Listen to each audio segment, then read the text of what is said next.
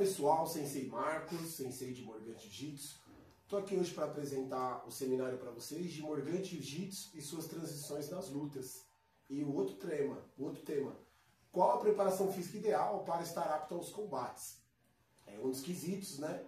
É um critério, na verdade é uma exigência para se passar de Dan, do primeiro para o segundo Dan. Então a gente precisa fazer um seminário. Esse seminário foi feito no dojo, na Academia Takeda, Sensei Paulo. Contou com a participação de cerca de 23 pessoas. Queria agradecer a presença de todos, em especial Sensei Carlos, Sensei Denis e toda a sua equipe. Sensei veio com a caravana dele, né?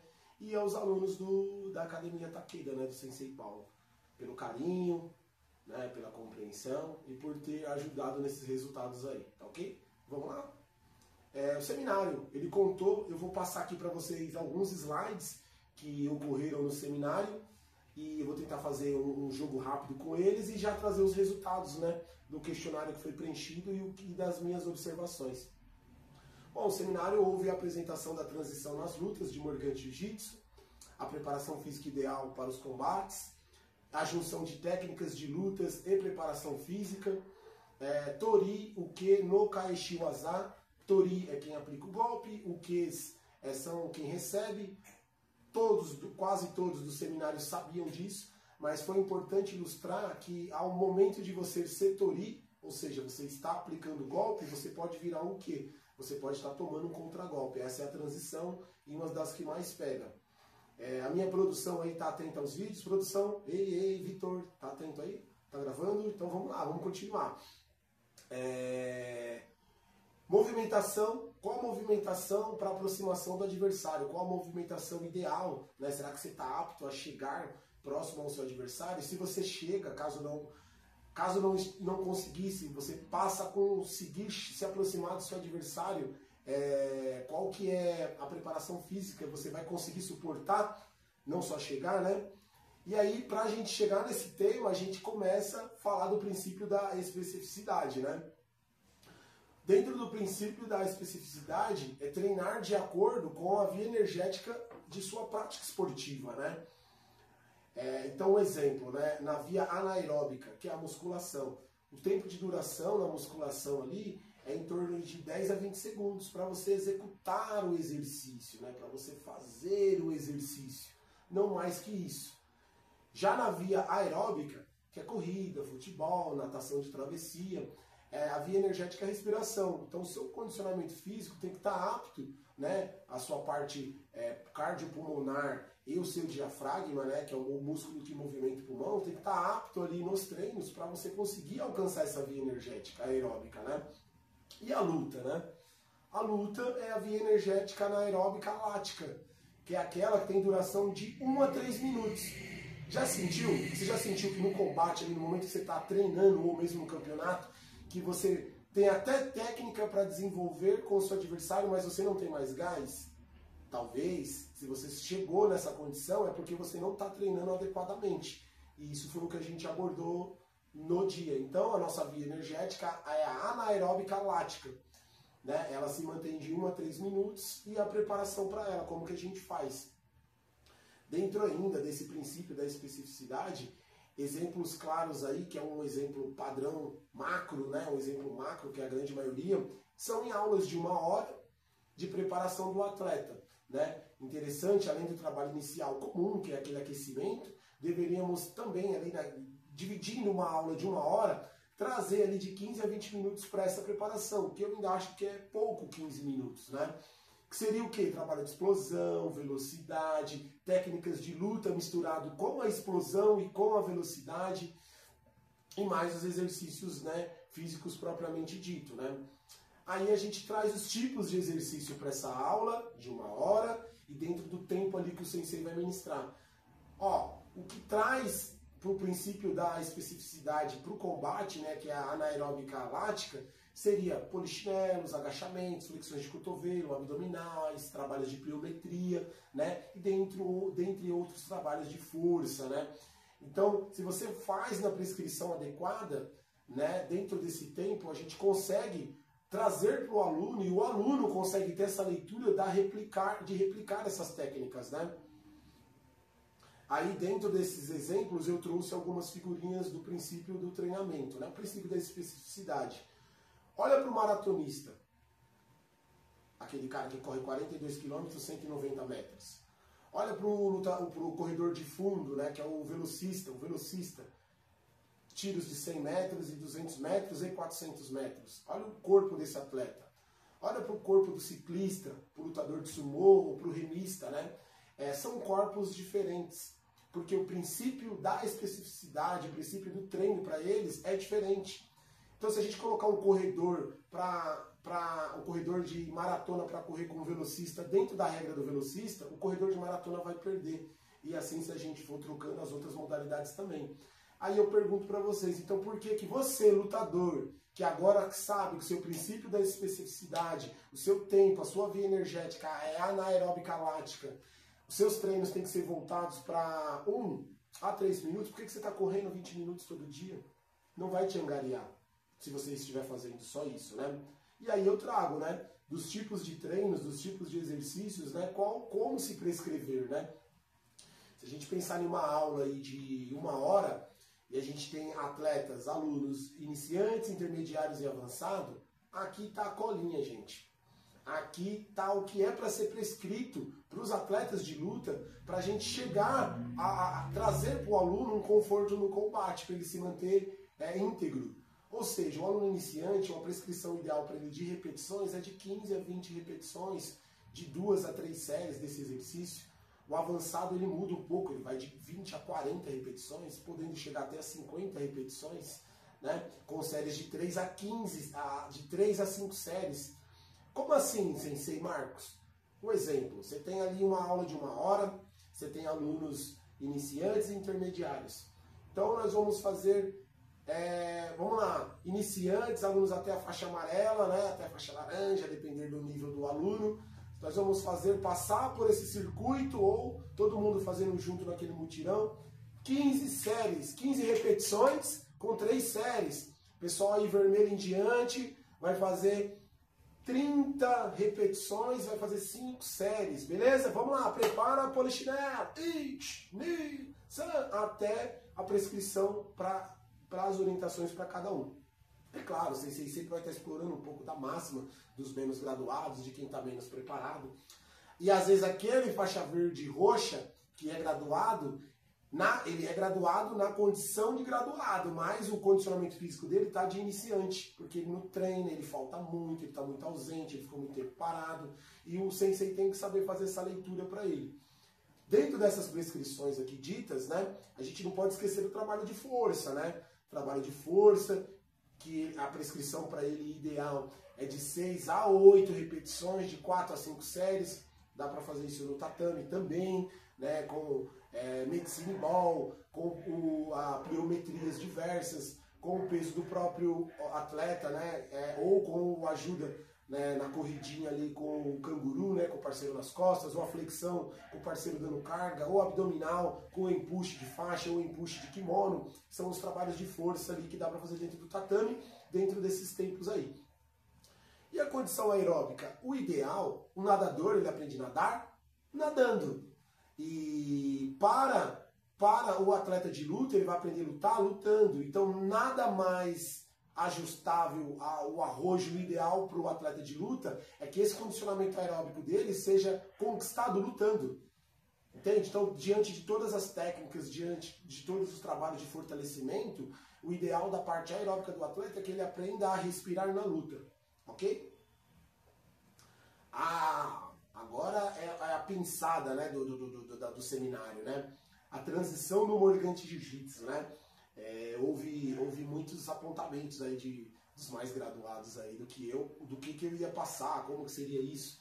E aqui é a minha análise, né? É a minha análise de sensei de Morgante Jiu-Jitsu, né? Quanto às observações nas arbitragens, nas preparações dos meus alunos para eventos de grande porte, na observação dos meus alunos, do meu personal, né? Alunos de corrida, fisiculturistas e afins. Eu sempre trago essa provocação.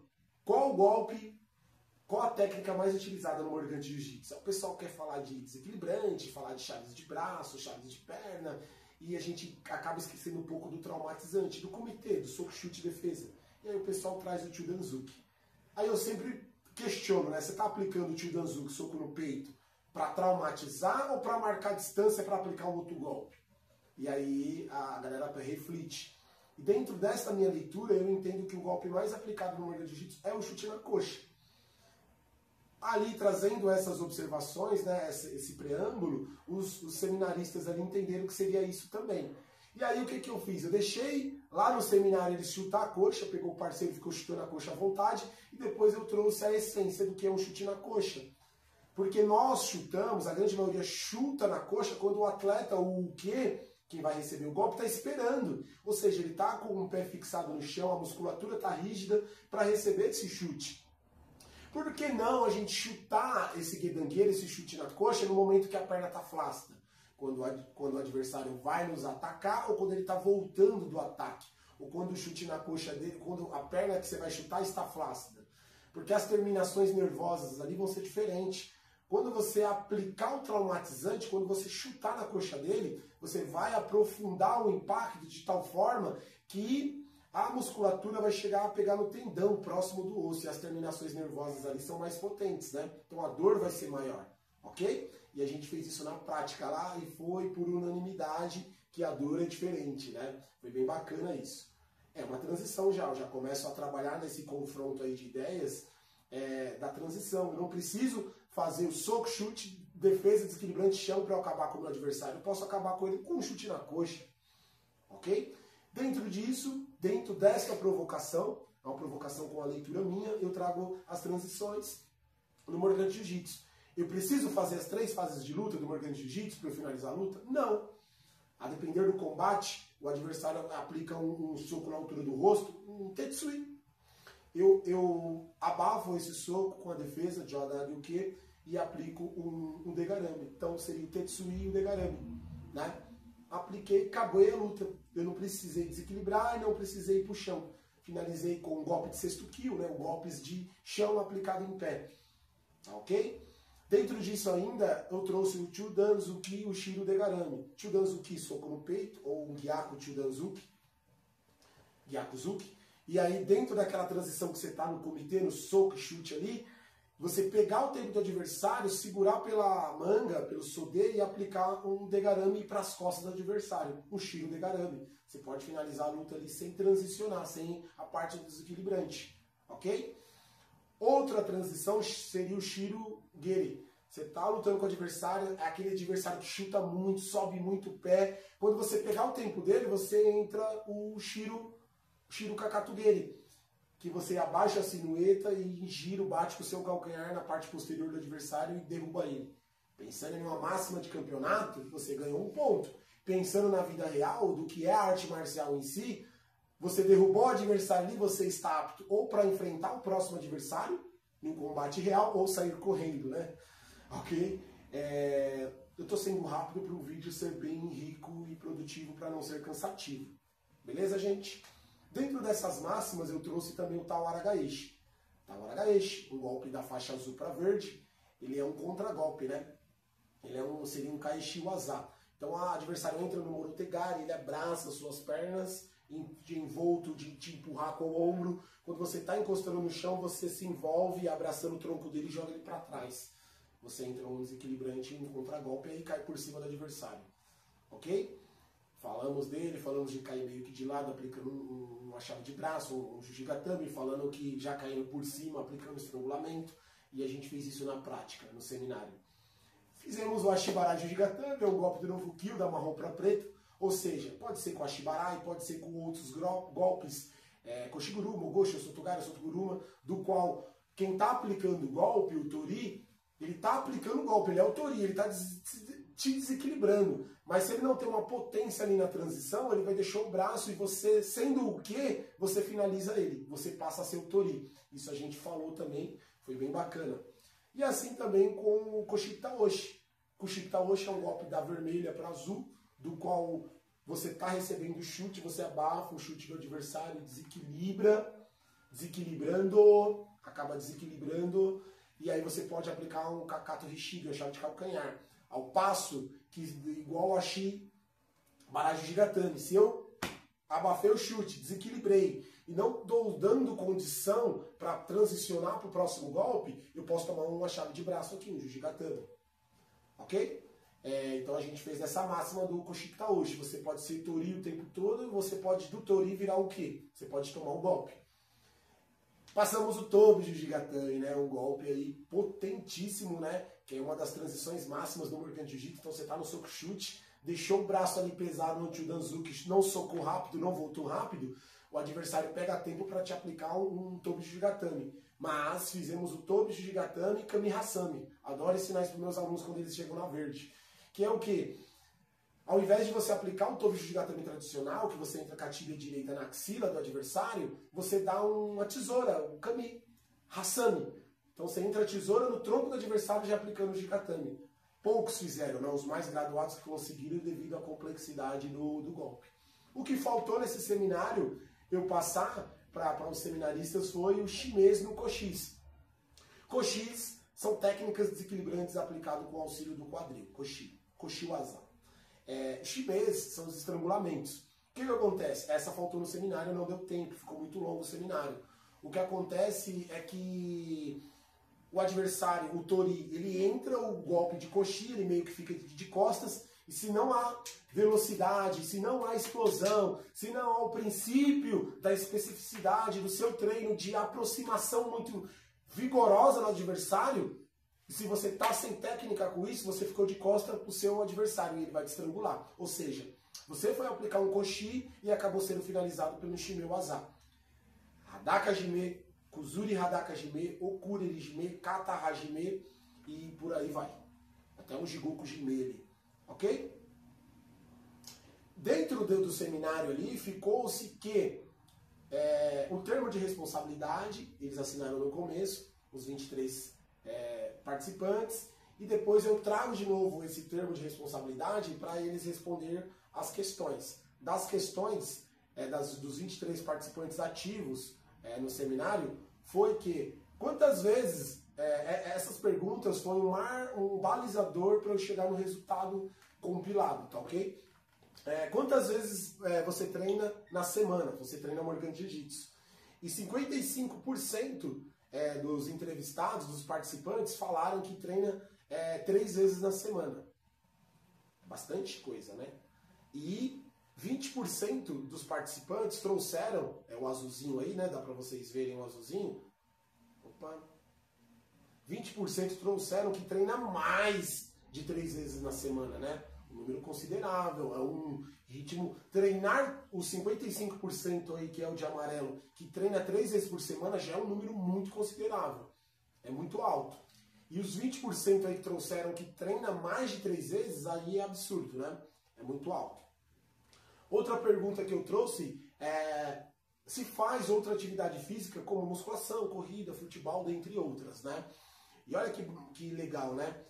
Das 23 pessoas, 8 não praticam outras atividades, só praticam Morgan Jiu-Jitsu. E 7 pessoas dessas 23, ou seja, 1/3 delas, praticam musculação. Muito bom, né? E aí vem outras 2 que fazem natação, outras 2 que fazem futebol, outras 2 que fazem ciclismo, e houve uma mescla de resultados, outras que fazem, além da natação, fazem o ciclismo, mas eu não quis computar esse dado. Guarda esse dado aí, tá? 1/3, 7 pessoas fazem musculação e 8 pessoas não praticam nenhuma outra atividade. Outra pergunta, né? Conseguiu fazer todos os exercícios do início ao fim, sem parar? Né? E olha que legal, né? 87% respondeu que sim. Que conseguiu fazer todos os exercícios propostos, que foram o quê? Polichinelo lateral, polichinelo frontal, agachamento, flexão de cotovelo, abdominal, pliometrias diversas e trabalho de panturrilha. 87% responderam que sim. Né? E 9% respondeu que não. Só que olha que engraçado, eu fiz uma outra pergunta. Você se sentiu condicionado para fazer as atividades? 70% respondeu que sim. E 26% respondeu que não. tem uma contradição nesse dado, né? Porque se 87% do slide anterior, se 87% respondeu que conseguiu fazer, 70% traz que está condicionado, ou seja, os outros 17% dentro dessa totalidade, ele até fez, mas ele conseguiu fazer com muita dificuldade, né?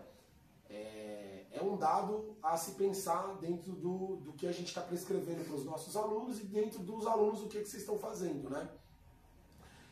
Você se sentiu na atividade? Essa é a sacada agora, né? Como que você se sentiu na atividade? 15 pessoas se sentiram condicionadas. 15 pessoas se sentiram condicionadas, dessas 23. E apenas 5 se sentiram muito condicionadas. O que a gente traz aqui? Ó? Se a gente pensar aqui ó, que 87% né, conseguiram fazer até o fim, e depois aqui a gente tem que 70% se sentiram condicionados para fazer as atividades, quando a gente vem para esse slide, a gente entende que o quê? 15 pessoas se sentiram condicionadas. O critério ali foi muito condicionado, condicionado, nada condicionado e teve uma pessoa que não respondeu. Se a gente pensar do muito condicionado para o condicionado, apenas 5 pessoas responderam que estavam muito condicionadas. Se evoluísse os exercícios, as lutas, os combates, essas 5 pessoas elas cairiam para condicionadas. Ao passo que estas 15 condicionadas, se a gente continuasse evoluindo, elas iam cair para nada condicionado.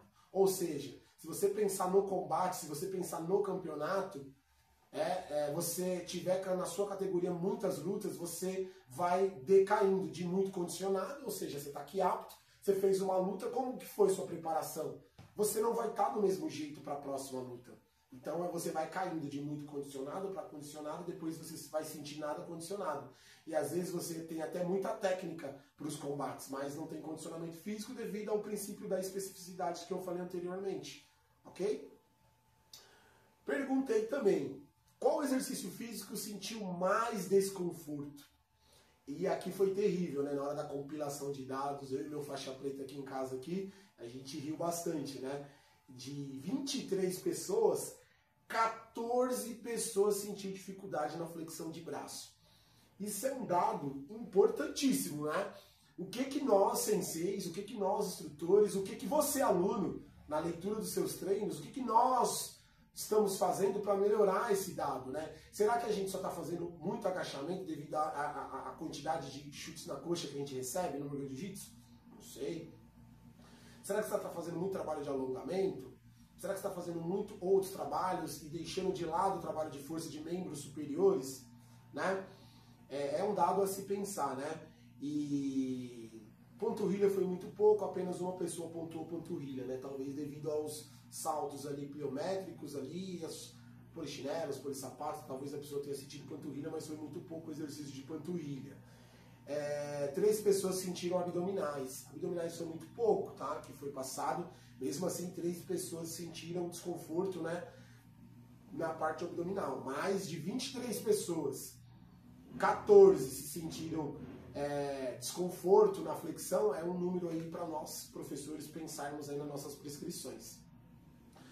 Das conclusões e contradições, né? Constatadas no teste, né? No seminário.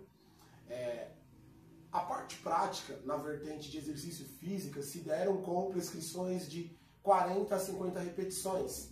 Para faixas azuis em diante, e para faixa vermelha, prescrições de 20 a 30 repetições.